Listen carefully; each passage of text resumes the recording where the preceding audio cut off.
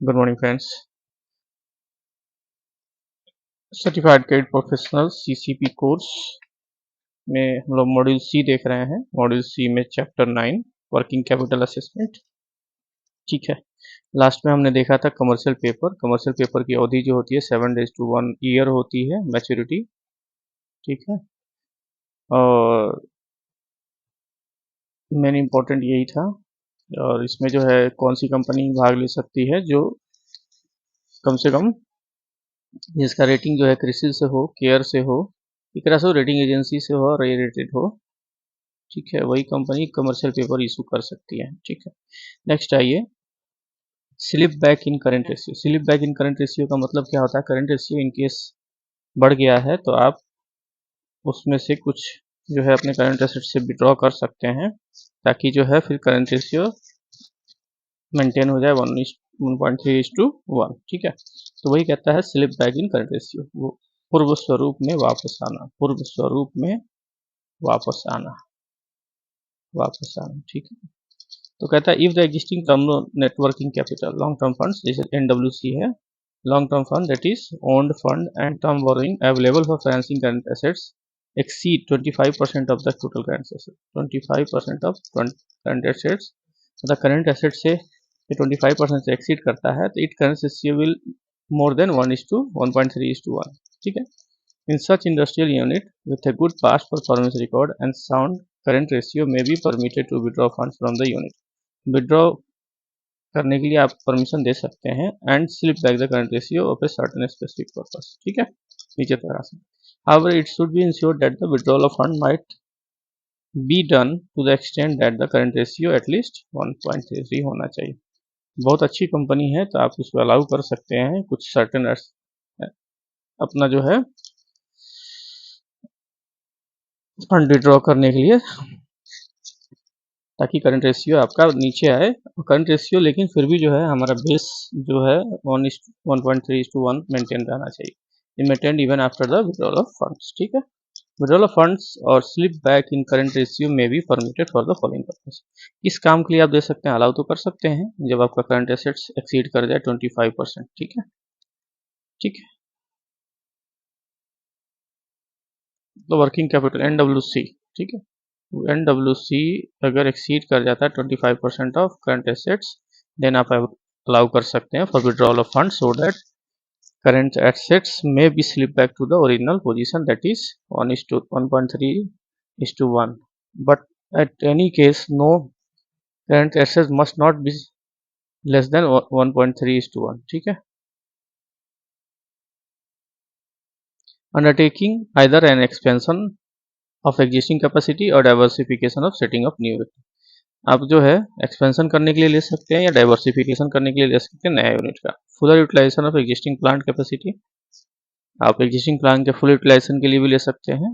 Meeting of substantial increase in unit working capital requirement on account of abnormal price rise. ठीक है, abnormal price rise हो गया, जैसे 1 रुपये आप ले रहे थे अभी 1.25 हो गया। ठीक है, 1.05 तक तो आप बर्दाश्त कर सकते थे, बट 1.25 हो गया, 1.50 हो गया, देन इन केसेस आपको मोर वर्किंग कैपिटल रिक्वायर्ड होगी, तो उस कंडीशंस में आप फंड विड्रॉ करने का परमिशन दे सकते हैं। ठीक है, investment in allied concern with the concurrence of the bank, उसका सब्सिडरी अलाइड कंसर्न होगा उसमें इन्वेस्टमेंट के लिए, लेकिन इसके लिए बैंक की परमिशन चाहिए। If such an investment is considered necessary in business interest of the borrowing unit for procuring supply of raw material. ठीक है, bringing about a reduction in the level of deposit accepted from the public complying with the statutory record.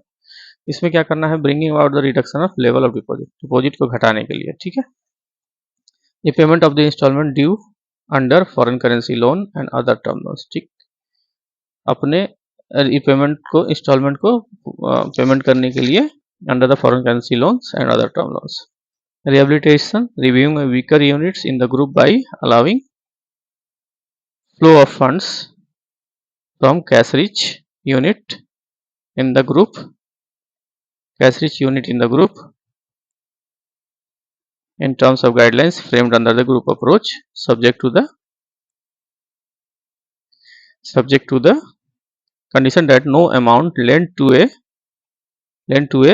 healthier unit by the bank or group for which working capital requirement is transferred to another within the group so as to reduce the current account ratio of the transfer unit to level below the 1.33. ठीक है, इसमें क्या कहता है, rehabilitation reviewing के लिए जो है working capital group weaker sections of weaker unit सब ग्रुप के लिए जो है आप अलाउ कर सकते हैं, allowing flow of the funds from cash rich unit in the group in terms of guidelines frames under the group approach. ठीक है, कैश रिच यूनिट जो है वहां से आप जो है फंड्स को डाइवर्ट करके आप जो है, मतलब डाइवर्ट क्या कहना है, उसको ट्रांसफर कर सकते हैं किसमें, वीकर जो आपका ग्रुप है उसमें, बट किसी भी केसेस में जो है ये ओरिजिनल जो आपका यूनिट है उसका उसके फाइनेंशियल्स के अनुसार करंट रेशियो 1.3:1 से नीचे नहीं होना चाहिए। एक ब्रिज लोन होता है फ्रेंड्स, नेक्स्ट हमारा जो है bridge loan, bridge loan facility by the banks. ठीक है, देखिए ब्रिज लोन क्या होता है, bank can provide bridge loan interim finance subject to the following condition against the commitment of the financial institutions and other bank in the event of latter institution facing temporary liquidity। Bridge loan देता है कि अगर in case आपको more requirement हो गई या severe requirement हो गई इमीडिएट, तो उसको पूरा करने के लिए बैंक टेम्पररी लिमिट जो देता है उसे ही हम ब्रिज लोन कहते हैं। तो कहता है the bank extending bridge loan interim finance should obtain prior approval of the bank financial institution which has sanctioned the term loan. Bank को क्या है, बैंक जो एक्सटेंड कर रहा है bridge loan finance should obtain prior approval of the bank financial institution which has sanctioned the term loan. ठीक है, the sanction bank must also obtain commitment from other bank financial institution that letter it would directly remit the amount of the term loan to its time of disbursement। जो sanctioning bank है, ठीक है, उसको commitment must also obtain a commitment from the other bank, दूसरे bank से लेना है permission या फाइनेंशियल इंस्टीट्यूशन से कि in the letter would directly remit the amount to the term loan to it and at the time of disbursement. जब disburse वो करेगा तो उसको ओरिजिनली उसके टर्म लोन में वापस करेगा। Period of such bridge loan interim finance would not exceed 4 month. 4 महीने से ज़्यादा के लिए जो है आप उसको फाइनेंस नहीं कर सकते, ब्रिज लोन या इंटरिम फाइनेंस जिसे बोलते हैं। Bank should not allow extension of time for prepayment of bridge loan interim finance. किसी भी सूरत में 4 महीने तक ही आप ब्रिज लोन को चुकाना है। तो इसमें क्या है, bank should ensure that the bridge loan interim finance sanctioned under the disburse is utilized strictly for the purpose for which the term loan has been sanctioned by the another bank. ठीक है, ये bridge loan का इस्तेमाल उसी purpose के लिए हो सकता है जो दूसरे बैंक ने जिस पर्पस के लिए किया है। Bank can also grant bridge loan to companies, ठीक है, against public issue of equity whether in India abroad. Bank जो है ब्रिज लोन दे सकता है कंपनी को other than non banking NBFC against public issue of equity. Public issue equity की public issue होती है चाहे वो इंडिया में हो चाहे बाहर हो। Bank have also been permitted to extend bridge loan beside against the equity flows issues also against the expected proceeds of non convertible debentures external commercial borrowings global depository receipts GDRs and fund in nature of foreign direct investment provided the bank is satisfied with the borrowing company has already made firm arrangement with for raising the foresaid resources। इस cases में भी आप bank को allow किया गया है कि आप जो है ब्रिज लोन दे सकते हैं। ठीक है, एक तो पहला चीज है ब्रिज लोन किस केस में दे सकते हैं, जब आप पब्लिक ऑफर देते हैं, पब्लिक इशू करते हैं, मान लीजिए आईपीओ दे रहे हैं या एफपीओ दे रहे हैं। ठीक है, पब्लिक इशू चाहे आपको इंडिया में अगेंस्ट बाहर कर रहे हैं। सेकंड जो है आपका आप जो है नॉन कन्वर्टेबल डिवेंचर सीडी में दे सकते हैं, एक्सटर्नल कमर्शियल बोरोइंग में दे सकते हैं, जीडीआर में दे सकते हैं, के लिए दे सकते हैं, nature of fund and investment. तो इसमें एक चीज सेटिस्फाई होना चाहिए बैंक को, bank is satisfied that the borrowing company has already made a firm arrangement. जो कंपनी ले रही है ब्रिज लोन उसने अरेंजमेंट कर लिया for raising forayed resource fund. The total amount of sanction under such bridge loan should not be accommodated within the above mentioned ceiling of 5% prescribed bank investment in share। 5% से ज़्यादा नहीं हो सकता किसी भी हालत में। तो ये किस में आएगा, इन्वेस्टमेंट इन शेयर वाले ग्रुप में। ठीक है, अब एक आता है फ्रेंड्स, हम लोग हमेशा लेते हैं CMA data, credit monitoring arrangement. ठीक है, जब भी हम लोग वर्किंग कैपिटल का असेसमेंट करते हैं या फ्रेश लोन सैंक्शंस करते हैं तो हम CMA data certain estimated year balance sheet, projected year balance sheet, तो इसमें क्या है हम एस्टिमेटेड डाटा लेते हैं और अप्रेजल ऑफ लोन्स। ठीक है, तो CMA डाटा क्या है? CMA data credit monitoring data जो है वो RBI ने इंट्रोड्यूस किया था in 1988, replacing the earlier credit authorization schemes CAS. ठीक है. In order to assess the requirement of the working capital on the basis of production need, it is necessary to get the data from the borrower regarding their past projected production sales, cost of production, cost of sales, operating profit, etc. CMA data में everything होता है. ठीक है. Sales से लेके, purchase से लेके, borrowing से लेके, खर्चे से लेके, net profit, gross profit, everything होता है. तो ये सब हम लोग क्या करते हैं, उससे पार्टी से लेते हैं CMA डाटा फॉर असेसमेंट. तो कहता है in order to ascertain the financial position of the borrower and the amount of working capital needs to be finance by the bank, it is necessary to call for the data from the borrower regarding their net worth. Borrower का net worth भी हम लोग लेते हैं. Long term liabilities क्या है, current liabilities क्या है, फिक्स एसेट्स क्या है, करंट एसेट्स क्या है, ये सारे आपको CMA डेटा से मिल जाते हैं. ठीक है. In due course of time, the RBI withdraw the mandatory MPBF concept in 1997, followed by the concept of CMA in 1998. The CMA analysis is left to the discretion of bank. ये अब क्या है, bank के description पे depend करता है. Even though the MPBF is non-mandatory, the CMA analysis is also not compulsory. ठीक है. Considering the fundamental aspect of this system, bank are continuing this system. Bank अभी भी लेते हैं, हम लोग भी लेते हैं. CMA analysis is considered as a corner stone of working capital credit appraisal in all the sense. CMA data आप लेते हैं तो एनालिसिस करना आसान हो जाता है. अदरवाइज इन केस अब आप जो है एस्टिमेटेड या प्रोजेक्टेड बैलेंस शीट लेते हैं, BS एंड PL लेते हैं, तो आपको CMA डाटा खुद से प्रिपेयर करना है और उसका असेसमेंट करना है. ठीक है. तो bank should verify not only the arithmetical currency of the data furnished by the borrower but also logic behind the various assumptions based on which the projection has been done and assessment of working capital to be completed. ठीक है. Next जो आता है, देखिए, as the trader and a merchant exporter who do not have manufacturing activity are not required to submit the data regarding raw material. क्योंकि उसके पास कोई raw material होता नहीं है. जब कोई भी आप ट्रेडर्स को देते हैं या एक्सपोर्टर्स को देते हैं, उसके पास फिनिश गुड्स ही होता है. ठीक है. Consumable stores, goods in process, power and fuel. तो ये separate set of form has been design for the traders and merchant exporters. Manufacturing unit के लिए अलग है और जो है आपको ट्रेडिंग यूनिट के लिए अलग से आपको CMA डेटा या बैलेंस शीट आपको डिफाइन किया गया है. ठीक. पहला क्या था, CMA data use for collecting various information data from the borrowers covering following 7 forms. पहला जो फॉर्म होता है, form 1 particulars of existing proposed limit from the banking system. Form 2 operating statement. Form 3 analysis of balance sheet. Form 4 comparative statement of current assets and current liabilities. Computation of permissible bank finance and fund flow statement. These are the form 6 forms and later and next 7 statements showing the total cost of project and source of finance.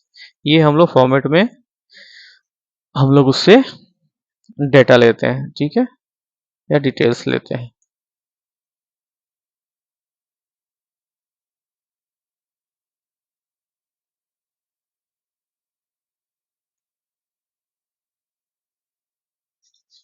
क्या क्या format है, particular of existing propose limit from banking system. Second हो गया operating statement. Third हो गया analysis of balance sheet. Fourth हो गया comparative statement of current assets and current liabilities. 5 हो गया computation of permissible bank finance end fund flow statement. ठीक है. फॉर्म 1 क्या है, फॉर्म 1 में आपको मिलता है particular of existing propose limit for the banking system. ठीक है. पार्टिकुलर्स आपको रहेगा मेंशन कि आपको बैंक से क्या क्या लेना है. ठीक है. चलिए, तो particulars of existing credit from the entire banking system as also the term loan facility availed from the term lending institutions bank are furnished in this form. क्या है, existing credit from the entire banking system as also the term loan facility availed from term lending institution, ये form 1 में होता है. Maximum minimum utilization of limit during the last 12 months and outstanding balance as on the recent date are also given so that comparison can be made with the limits now requested for the limits actually utilized during the last 12 months. Banker may use this to verify. Banker किस लिए इसको लेता है? Verify करने के लिए क्या? Whether the limit has been adequately utilized in last 12 months. जो limits दिया गया था वो utilized हुआ कि नहीं last 12 months में, कोई ओवरड्रॉन तो नहीं है. उसका रीजन क्या है? Compliance of bill culture. ठीक है. Borrower enjoying aggregate fund based limits of 5 crore and above. Limit against book debt should not be more than 75% of limit and 25% aggregate of finance inlet credit sales should be provided by ULSBs. तो bill culture के compliance के लिए, that is borrowers enjoying aggregate fund based limits 5 crore and above, limit against book debt should not be more than 75% of the limit and 25% of aggregate limit. ठीक है. Form 2 है operating statement OS. Operating statement में क्या होता है? Statement is a breakup of profit and loss account. ठीक. The data relating to the gross sales, net sales, cost of raw materials, power and fuels, direct labours, depreciation, selling and general expense. देखते हैं आप left side में हम लोग left side में हम लोग ये रहता है, ऊपर में आपका जो है एसेट्स होता है. ठीक है. Opening capital plus profit plus other, उसके बाद सेलिंग एक्सपेंसेस, यहाँ पे ग्रॉस प्रॉफिट, फिर नेट प्रॉफिट. ठीक है. इस टाइप से होता है. अभी हम लोग देखेंगे फिर आपको बताएं. ठीक है. सेलिंग एक्सपेंसेस ये सब रहते हैं लेफ्ट साइड में. Are finished in this form. This form would provide several information about the unit management. The inherent strength and weakness are likely future through the trend analysis techniques. इससे पता चलता है हमको उसका likely futures में क्या होगा. It also covers information on operating profit and net profit after deducting total expenditure from the total sale proceeds. जो हमको प्रॉफिट होता है, जैसे टोटल सेल्स हुआ, उसके बाद ग्रॉस खर्चे निकालने के बाद ग्रॉस प्रॉफिट, उसके बाद टैक्सेस देने के बाद, टैक्सेस एंड अदर चीज देने के बाद जो हमारा बचता है वो हमारा होता है नेट प्रॉफिट. ठीक है.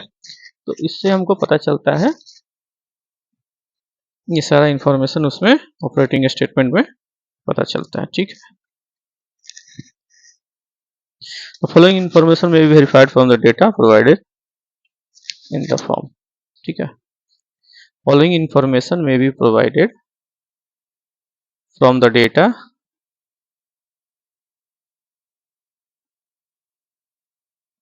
in the form. ठीक है.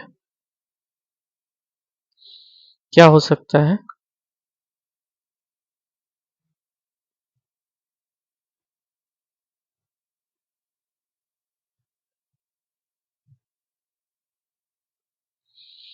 reasonableness of the project turnover in relation to the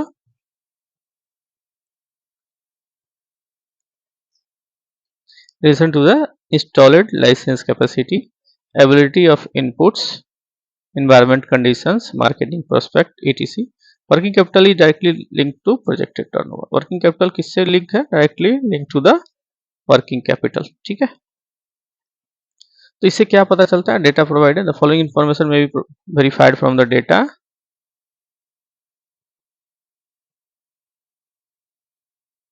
in relation to the installed capacity. ठीक है. जैसे एबिलिटी ऑफ इनपुट क्या है, उसका अवेलेबल है कि नहीं, एनवायरमेंटल कंडीशंस क्या है, मार्केटिंग प्रोस्पेक्ट्स क्या है, as working capital is directly link to the projected turnover. ठीक है. For the existing unit the trend analysis as whether it is realistic और ओवर एम्बिशियस और रियलिस्टिक एडिसी. इससे हमको ये भी पता चलता है कि वो जो प्रोजेक्शंस उसने दिया या ट्रेंड जो उसका चल रहा है वो रियलिस्टिक है या ओवर एम्बिशियस है. Any modernization, diversification, expansion on cards and its impact on turnover. Reason for any declining trends in certain. ठीक है. Valuation of inputs as per the current ruling price. Valuation जो है पता करते हैं current ruling price पे. Consumers जो है, consumers stores and other items used in the process of manufacturing are only included in raw material. Verification हमको करना है. Other overheads as per the past trend और not. Adequacy of depreciation and adopted method thereof. Trend in operating profits का जो trend देखते हैं हम लोग, कोई भी चीज़ को अगर हमको टेक ओवर करना है लोन्स को, या अगर टेक ओवर करना है तो पास्ट 2 इयर्स में लॉस नहीं होना चाहिए। ये हमारा सर्कुलर ऑफ पॉलिसी कहता है। बैंक की गाइडलाइंस लगभग एक ही होगी आपके यहाँ भी। रिटेंशन ऑफ प्रॉफिट, जो प्रॉफिट्स वो बनाता है वो रिटेन कर पाता है या नहीं करता, ठीक है। तीसरा जो फॉर्म है वो है फॉर्म 3। इसमें आता है आपका एनालिसिस ऑफ बैलेंस शीट का एनालिसिस। एक complete analysis of the various items of various items last years।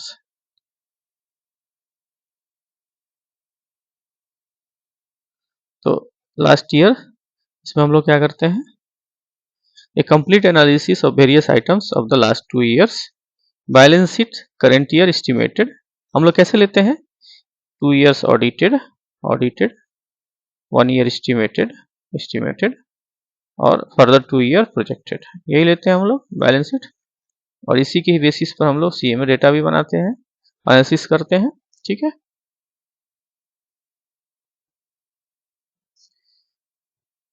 Following year projection are given in the form the details current liability, term liability, net worth, current assets, fixed assets and other non-current assets etc are given in the form as per the classification accepted by the banks. While analyzing the form 3, the following points are to be looked into।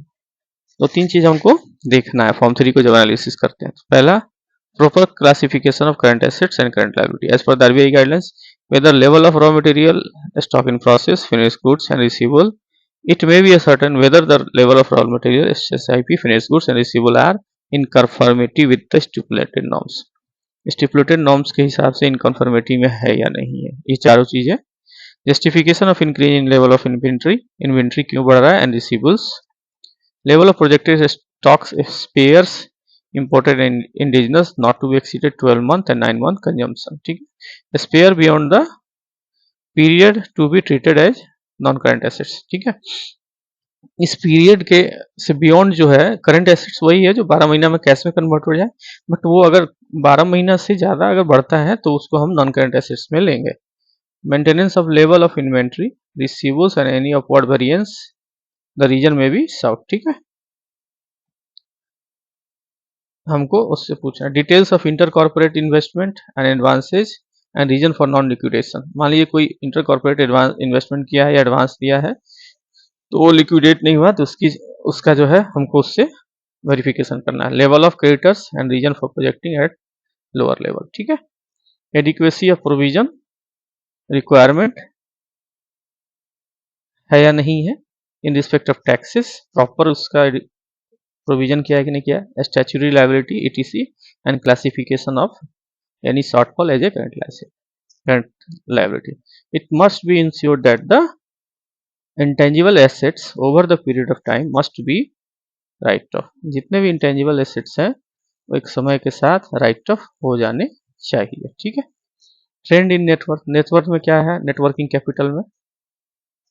तो ये चीजें हमको जो है verification करनी है analysis of balance sheet में, ठीक है। तो इट इज नेक्स्ट कहता है it is pertinent to mention that while estimating projecting net worth the capital reserve and revenue reserve are examined. जब हम एस्टिमेट करते हैं प्रोजेक्टेड नेटवर्थ का, तो also it should be insured that the company has created specific reserve as required by law. Company ने reserve create कर रखा है या नहीं। For instances debenture redemptions reserves। Similarly, we can stipulate covenants pertaining to the creation of dividend equalization reserves when company is doing well and has planned to continue declaring dividend है। तो हमको कुछ cases में, जैसे for instance यहाँ से फिर आइए देखते हैं। It is pertinent to mention that while estimating projecting net worth, जब नेटवर्थ को प्रोजेक्ट करेंगे, the capital reserve and revenue reserve को हमको एग्जामिन करना है। Also, it should be ensured that the company has created a specific reserve, जब उसके पास specific reserve हो as per the bylaws। For instance, अगर मान लीजिए उसको डिवेंचर रिडम्पशन रिजर्व है ये है। Similarly we can stipulate covenants, हम लगा सकते pertain to the creation of dividend equalization reserve. Dividend का इस इक्वलाइजेशन के लिए रिजर्व रखना पड़ेगा। क्यों? कभी कभी कंपनी जो है हमेशा डिविडेंड डिक्लेयर करती है फॉर देयर शेयर होल्डर्स। ठीक है। फॉर्म 4 जो है नेक्स्ट आ गया comparative statement of current assets and current liability. ये हमेशा आपको देता है। मैं एक आपको जो है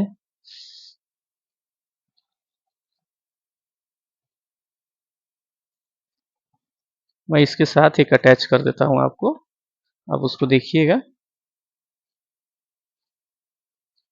और देख के फिर बताइएगा उसका। मैं एक बैलेंस शीट पूरा ही जो है फॉर्म 3, 4, 5 जितने भी हैं वो सारे मैं आपको एक अटैच कर रहा हूँ। आप उसको एक बार देखिएगा इस वीडियो के साथ। ठीक है, लिंक में अटैच कर दूंगा। This form gives the comparative study of current assets and current liability and holding level of inventory and receivables and creditors payment period। ठीक है, ये क्या देता है? gives the comparative study of current assets and current liability and holding level of inventory and receivables and creditors payment period। क्या है payment period? The figure given is in this form should tally with the figures given in form 3। ये जो form में जो figure आ रहा है वो tally होना चाहिए किसमें? फॉर्म 3 के साथ। Where details of all the liabilities and assets are given, the form is used to indicate all the current assets and current liability at one place. In case of inventory, raw material, consumable spares, stock in process and finished goods, receivable and sundry creditors, the holding level are given not only the absolute amount but also in terms of months so that the comparative study may be done with the prescribed norm fast। देखिए कहता है in case of inventory, अगर inventory है उस inventory में क्या हो सकता है? रॉ मटेरियल हमारा हो सकता है, कंज्यूमबल स्पेयर्स हो सकता है, स्टॉक इन प्रोसेस हो सकता है एंड फिनिश गुड्स। तो कहता है in case of inventory receivables and sundry creditors the holding level are given not only to the absolute amount but also in terms of month so that comparative study may be done with the prescribed norms past date। They are indicated in the terms of number of the month in bracket below the their amount. ठीक है, ये देखना है हमको। Next हमारा form 5 है computation of MPBF. ठीक, computation of MPBF maximum permissible bank finance on the basis of details of current assets, current liability given in form 4, MPVF calculated in this form to find out the current limit, credit limit to be allowed to the borrower। ठीक है, the following points may be looked into while analyzing the data। जब data analysis करेंगे तो आपको देखना है क्या method of computation of MPBF क्या है? वीक है, सीक यूनिट है, फर्स्ट मेथड ऑफ लेंडिंग। आपको देखना है treatment of export bill, whether export bill are excluded from the total sales and export receivable from the total current receivables assets. जब आपको export bill है तो इसको एक्सक्लूड करना है कहाँ से? टोटल सेल्स से। एंड एक्सपोर्ट रिसीवेबल को एक्सक्लूड करना है करेंट एसेट्स से। Treatment of third party outstation cheques, draft purchase limits, the limit should be within the MPBF। ठीक है, treatment of third party outstation cheque या draft purchase limit जो है इसको आपको क्या चेक करना है? इसको the limit should be within the MPBF होना चाहिए। Correlation between the projected increase in production sales and increase limit. Correlation देखना है आपको, प्रोजेक्टेड इंक्रीज हो रहा है कि नहीं प्रोडक्शन और सेल्स में एंड इंक्रीज इन लिमिट्स। ठीक है, नेक्स्ट जो आता है हमारा form 6 fund flow statement. Fund flow statement हमारा जो क्या है? So this form helps to understand how short and long term funds are utilized by the borrower। ये फॉर्म हमारा हेल्प करता है ये पता करने में कि कैसे हमारा शॉर्ट टर्म और लॉन्ग टर्म फंड्स जो है borrower यूटिलाइज कर रहा है। So this will also indicate whether long term funds are sufficient for the meeting the long term requirement in addition to the long term sources and uses, increase decrease in current assets is also indicated in this form। ठीक है, इसमें क्या क्या रहता है? in addition to the long term sources and uses, increase and decrease in current assets। current assets में कितना increase and decrease हुआ is also indicated in this form। while analyzing the fund flow statement the following factor may be looked into। जब आप fund flow statement देखेंगे तो कुछ factors जो है उसको आपको ध्यान में रखना है। Adequacy of long term sources to cover the long term use, आपको लॉन्ग टर्म सोर्सेज होना चाहिए ताकि आप लॉन्ग टर्म यूजेस को कवर कर पाए and to leave surplus towards the working capital margin NWC। और इन सब के देने के बाद आपके पास सरप्लस होना चाहिए ताकि आपका नेट वर्किंग कैपिटल का मार्जिन निकल सके। In case of long term funds are less than the long term uses. अब लॉन्ग टर्म फंड्स आपका जो है यूजेस से कम है तो क्या होगा, it can be inferred that the short term funds are diverted for the purpose of other working capital needs and such cases to be properly. अब मान लीजिए जो आपका लॉन्ग टर्म सोर्सेज जो है लॉन्ग टर्म यूजेस से कम होगा, means आप उसको रीपे नहीं कर पाएंगे, मीन्स आपने करंट एसेट्स को डाइवर्ट कर दिया है, तो हमें इस चीज को वेरीफाई करना पड़ेगा। Increase in inventory disproportionate to percentage of rise in sales, matching the increase in short term borrowing with that the increase in current assets। ठीक है, matching of increase in short term borrowings with the increase in current assets. Next है friends हमारा form 7। वो क्या है, statement showing the total cost of project. उसमें cost of project total and source of finance. This form is obtained only when there involves term loans request, जब उसमें term loan का request involve हो from the borrower। This form may be obtained only when there involves term loan request from the borrower। It may be noted that the above is not an end in itself, it only indicates the broad aspect of the to be examined by the bank and help in analysis and interpretation of data furnished by the borrower for taking judicious decisions। ठीक है, तो इसको जो है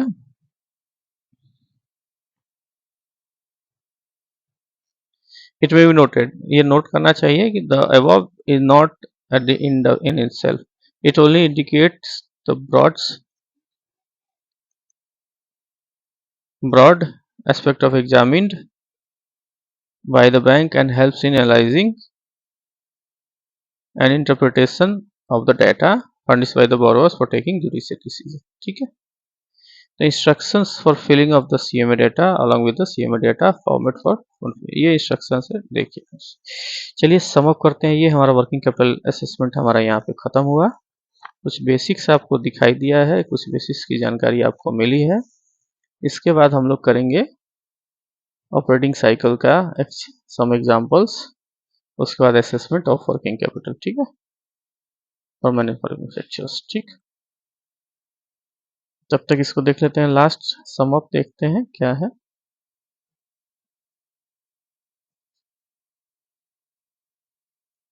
देखिए last में, fund required to sustain the working capital cycle, operating cycle unit is known as working capital. उसको क्या बोलते हैं, वर्किंग कैपिटल बोलते हैं।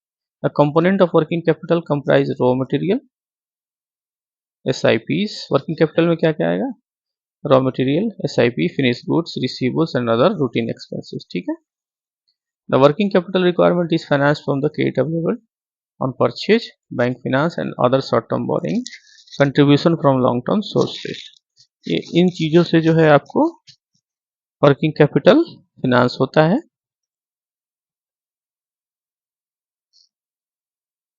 The gross working capital represent the fund required for the financing the total current assets।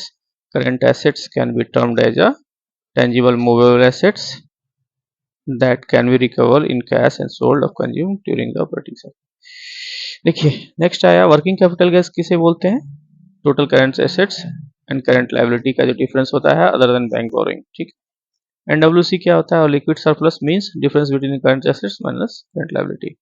Current assets minus current liability जो होती है वो NWC कहा जाता है। It can be termed as, देखिए करंट एसेट्स क्या है, long term funds over the long term uses. Long term funds जो होगा वो उसके ऊपर सरप्लस होगा long term uses. The total time involved in completing the process of converting money into various forms and finally into money is called working capital cycle. जो cycle होता है ना रॉ परचेज से, रॉ मटेरियल के purchase से लेके finish good बनने और सेल होने तक, फिर उसके बाद कैश में कन्वर्ट होने को वर्किंग कैपिटल साइकिल बोलते हैं या ऑपरेटिंग साइकिल बोलते हैं।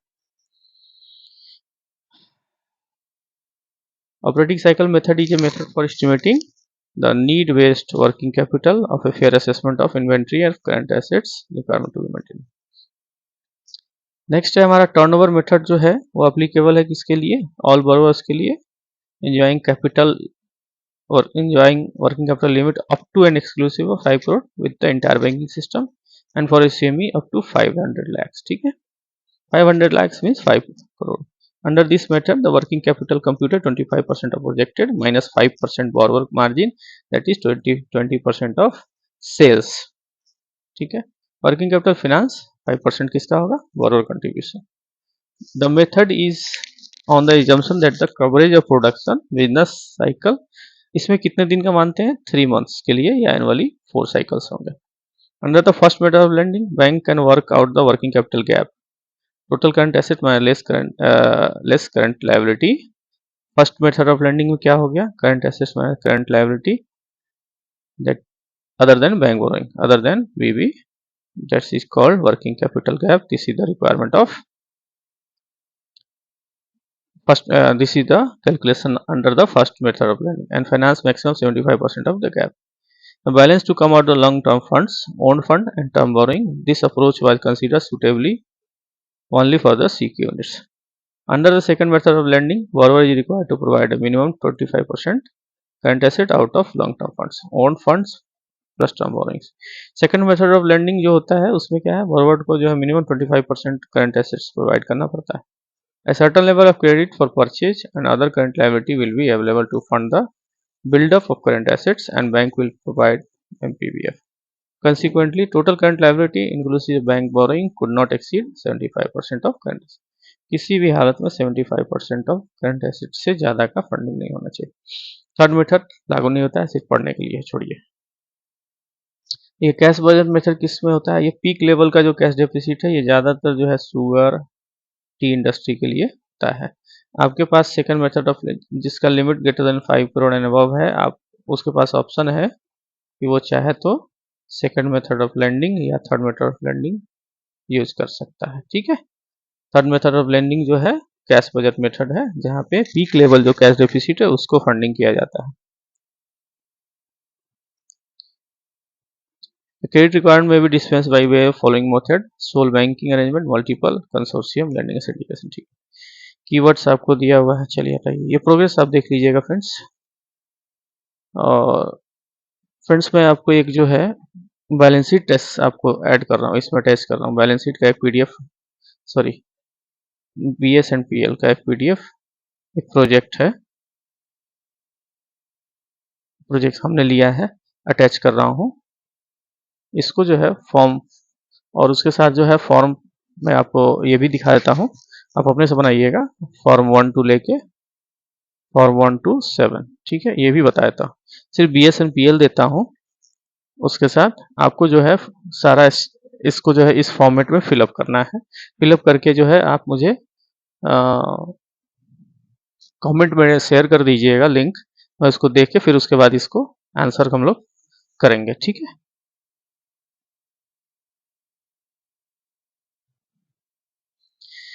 ओके फ्रेंड्स, अगर आपको हमारा चैनल अच्छा लग रहा है तो प्लीज़ इसे लाइक करिए, शेयर करिए, सब्सक्राइब करिए. ठीक है फ्रेंड्स, मैंने पहले भी कहा कि मैं आपको एक प्रोजेक्ट दे रहा हूँ, इसके साथ आपको फॉर्मेट भी दे रहा हूँ, फॉर्म्स भी दे रहा हूँ. ठीक है, इसमें आप फिलअप करके हमको रिमार्क्स में ऐड करिएगा. Okay friends, thank you.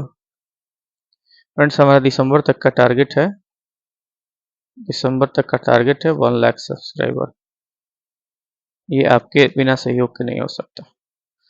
Okay friends, thank you.